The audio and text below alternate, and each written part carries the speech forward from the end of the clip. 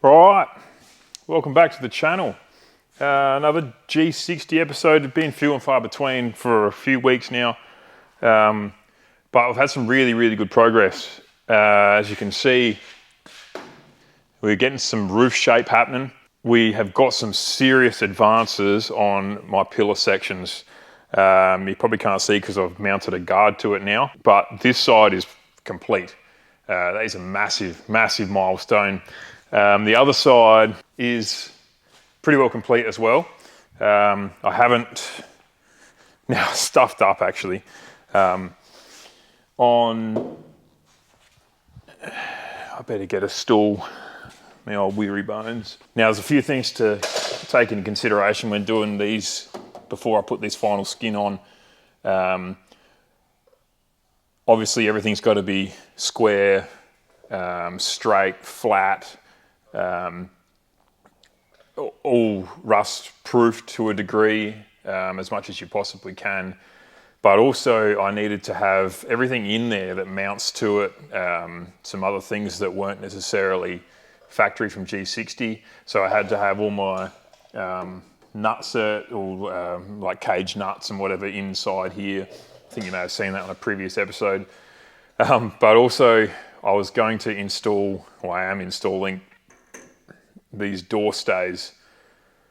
I completely forgot. I did that one, all good, and then I completely forgot to put the threaded plate that I made to weld up on the inside.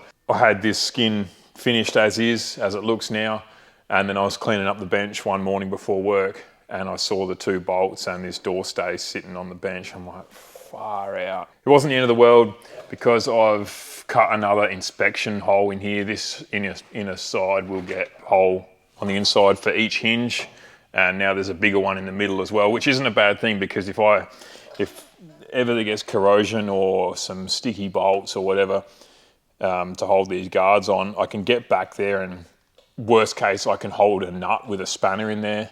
But yeah, I'm just future-proofing it really. That's what I'm calling it. I actually just forgot, and now I'm making excuses. These come up all right. This one actually come up better, this side, as far as this little step detail. Like I still need to work this a little bit, but the step detail to this panel has turned out a lot better than the other side. I'll need a fraction of filler on this side, but there was a little bit more on that side. Like I'm talking probably like 2-3 mil max on the other side. I'm not too concerned about that. Like, it's not a metal finished vehicle. Yeah, I also gave the back wall a bit of a going over as well. It's not finished by any stretch of the imagination. Like it doesn't actually look too bad in this light, but when I was epoxy priming it, because I put some filler into this, I've straightened it as much as I felt I needed to. So that's looking pretty good, but I obviously didn't want to leave it in bare metal, so I wanted to seal the filler and seal the metal. So I just got it good enough for now and epoxied it. Now, what we're actually going to be doing in this video, and you might have seen already, is tackle the last corner of the roof. I got really sick of these A-pillars. Now we're into something that's actually a little bit of skill. I'm learning, so that's enjoyable. But yeah, that's what we're going to do. So this was my first attempt, which I'm pretty pumped about actually. Like, I'm stoked with that. It was a bit of so I did all this with, well, I'll run you through, that's what I'll do in this video, is show you how I made that on that side. Basically the roof was rusted out where the channel sort of sits. It must have been water getting in somewhere, like over the years of it sitting in a paddock. So basically 40 or 50 mil of the whole outside of the roof was rusted pretty bad. There is still a couple holes that were above that 40 mil that I'll fix in due course. So the sides are pretty straightforward. It's just a flange on the bottom that sits in the gutter that will then get spot welded to like that. And the two sides had a bit of shaping on this, basically from here to here. But then after that, the 70 mil that I've come up, or whatever it is, 70 or 75, is basically flat. So that's easy. And then at the front here, as the roof comes down, there was a bit of shape from here to here. I just did it over the dolly, the toe dolly, on the bench. And it worked a treat. The toe dolly was actually a really close radius to it. And And then this back one, that actually does have a dome on it. I don't have an English wheel and I don't have a slip roller. So I did it with a bit of RHS clamped onto that bottom flange, and then had a bit of like, well, it might be like 60 mil alley heavy wall pipe sitting against the wall up there. I clamped that then to basically into the whole sequence of things, and then just sort of rolled it around that. Like, it's a very subtle curve, but I think I got it pretty damn good. You probably, like, if you're a fab guy, like a panel beater, you'd probably be like, oh, they're not actually a super consistent. Like, you can just see two creases, I guess. But for the sake of this, that will be fine, and you will not be able to see it when it's done. But yeah, the general shape of it is really, really good. I'm quite happy with that. So yeah, that was the sides, the back, and this corner done. Other than fully welding it out, I've just tacked it all up flush. Before I got to that point, I actually had to adjust it a little bit as far as clearance. So this will actually sit up in the middle. It actually has a dome over it, it's not flat. So that will sit up like that. But this whole roof, I've actually tilted it backwards. Reason being is I needed clearance to change, like, well, to basically fit them up. When it was sitting flat, that was hard against my nut on the top of the wiper. Obviously that couldn't stay like that. So what I did is given effectively a little bit more bulge by tilting the roof up like that. And it's just given me enough clearance between that and when we lift that middle up and get that consistent as well. So there is a gap in between windshield and roof, which I'll have to, you know, roll up a bead in there that'll actually, I needed something anyway to fix it, because I'm not just gonna plug weld that roof to this, because that's not the right radius.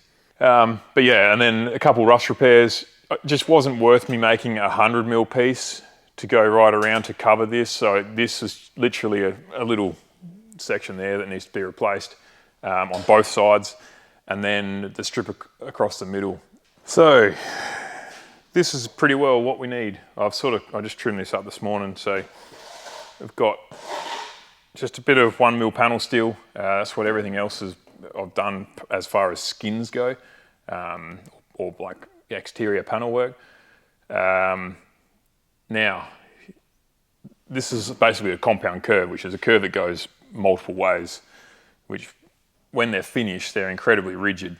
That is, like, even that alone, even though it's not attached to anything at the bottom, is quite rigid and firm. So how I did that last one, I probably should have taken the time to make a shrinking stump, which is basically a block of timber with a dish in it that you can smack your panel steel into.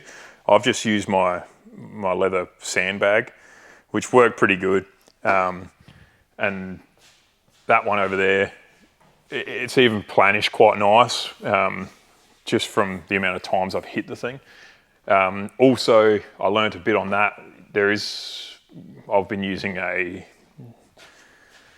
contour gauge, I think they're called. And when I was doing that one initially, I'm like, oh, all the contours are the same as per the gauge. But if you don't hold that contour gauge at the same reference point, at the same angle, you're going to get different readings, even though you've got all your contours the same. If you're not holding them at the same reference point, as in from there to there at the same point down the bottom, you're going to have a completely different shape. You don't want to shortchange yourself. So I'm going to make it about 20 mil longer than I need.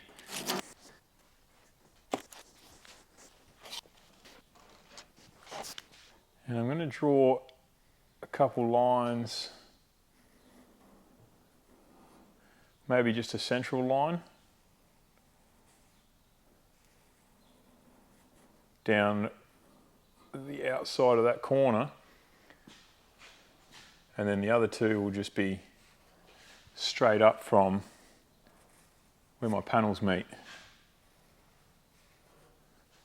These are just guides, so when I start smacking some shape into it,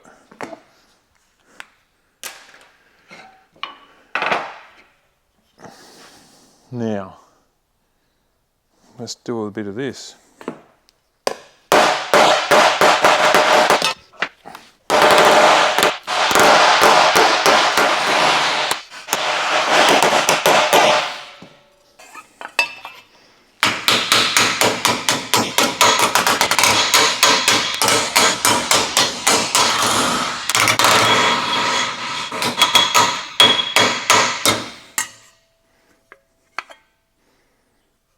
Now I've got some shape, looks like a piece of shit, but I've got some shape there, so I'm going to put some reference lines on it. So that center one.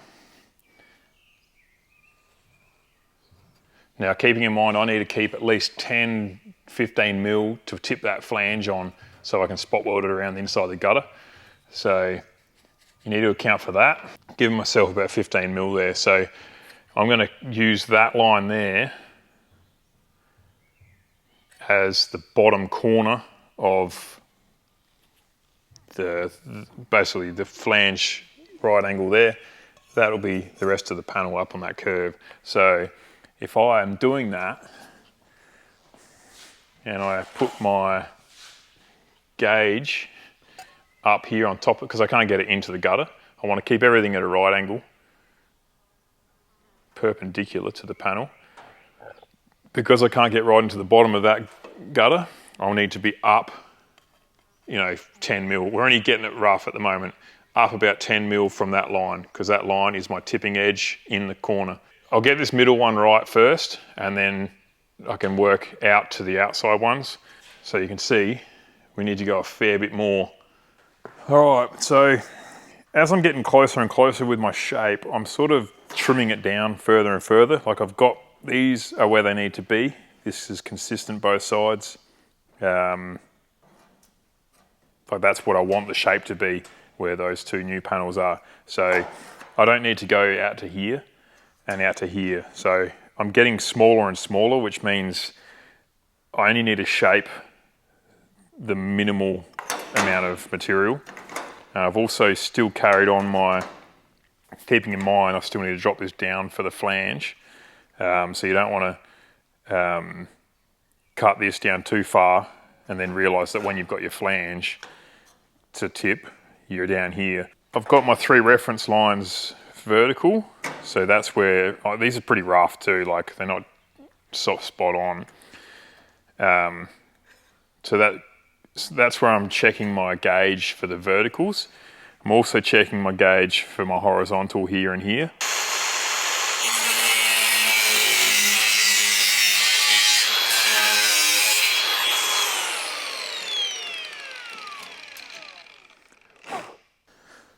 Okay, so I've ripped the roof off. So what I want to do is I need to hang that panel, that little dome, over the edge. When it's sitting in the gutter there, I can't get this, where we go here, can't get this down because the gutter's in the way. And we'll get this mounted with the square, and I'll cross corner it from my Cleco, like hole center it from my Cleco holes to get it pretty well right.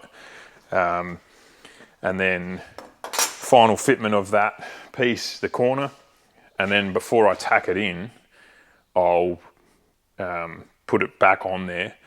With that side, there's like probably a mil discrepancy, so I'm pretty happy with that because I can TIG that in still. So if I get it that good, I'll be happy.